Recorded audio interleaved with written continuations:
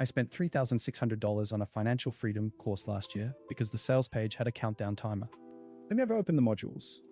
The thing I'm about to tell you, I learned after the refund window closed. Stop scrolling.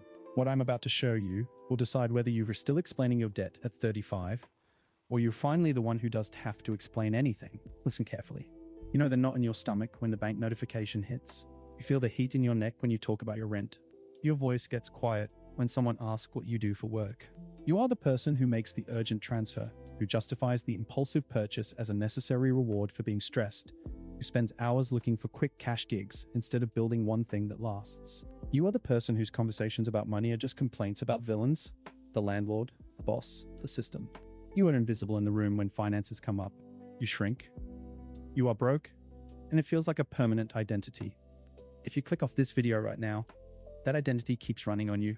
1 year from now, you'll be in the same spot, with the same knot in your stomach, just a little older, a little more tired. I lost $3,600 on a course with a countdown timer. I bought it because the anxiety of missing out felt worse than the anxiety of being broke. That's the receipt. Cope Ledger does sell anything. No course, no mentorship, no apply to work with me Discord. We keep the receipts. We do not run the scam. Your financial behavior is not a list of mistakes. It is a coherent pattern. Psychologically, this is called the scarcity loop. Your anxiety creates a cognitive load that narrows your bandwidth to one thing, the immediate shortfall. Your brain, brilliant at survival, sees a tiger. So you do whatever stops the tiger now. You cancel a subscription for $15 today. You take a high-fee loan. You sell something for quick cash. The relief is a dopamine hit. It rewards the short-term fix, and it guarantees the next crisis. You are using a tiger response system for a slow leak. You will only ever patch holes with chewing gum. The fix is to install a firewall. This is the cognitive budget framework. You run it weekly. First, you create a survival budget. This is not a budget. It is a brutal bare minimum calculation. Rent, utilities, core groceries, minimum debt payments. That number is your baseline. Every dollar above that line is not extra. It is opportunity capital. Label it that way. Second, you implement a 48-hour cooling period for any non-survival budget decision.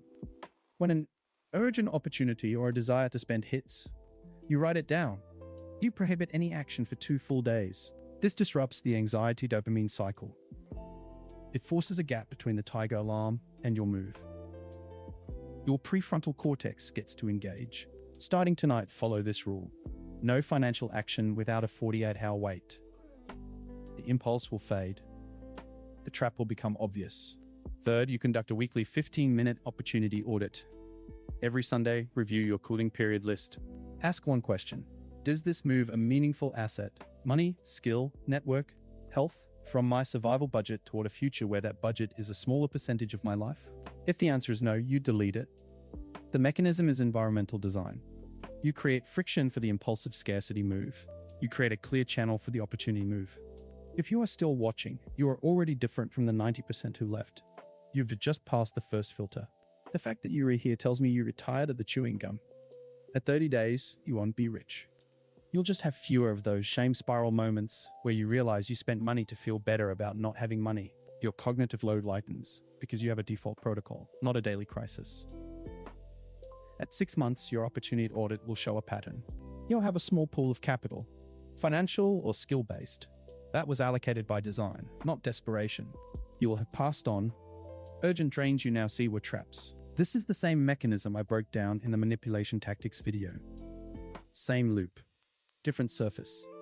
At 2 years, the geometry of your life shifts. Your survival budget becomes a smaller fraction of your whole. Your financial decisions are no longer a source of identity. They are maintenance for a system you built. Surprises will land on a foundation, not in a panicked void. I have nothing to sell you. If you see a comment from me in your DMs offering coaching, block it. That's a scammer. The real me is in the comments replying for free. Thanks to my 2 subscribers. What a legend. Be the third. Hit subscribe. It keeps me motivated to make these instead of staring at a wall. Comment DLT if you made a panic spend this month. Comment Dezing if you've already started a cooling period list. I'm reading both. I want to see the split. Most guys spend their lives trying to be interesting. The ones who connect learn to be interested. You are not broke because the world is unfair. You are broke because you have accepted a neurological script that mistakes temporary relief for strategy. Every fear-based financial decision is a vote to remain the person who must make fear-based decisions. The scarcity loop is a design, but it is not your destiny. It is a default setting you can override. The choice is yours: stay in the cycle of scarcity or install the firewall. 1 year from now, you will either be sitting with the same knot in your stomach, or you will be the person who decided tonight. Don't subscribe if you want the comfort of the panic. Hit dislike if you think the tiger is real. The auction keeps running. Without your bid,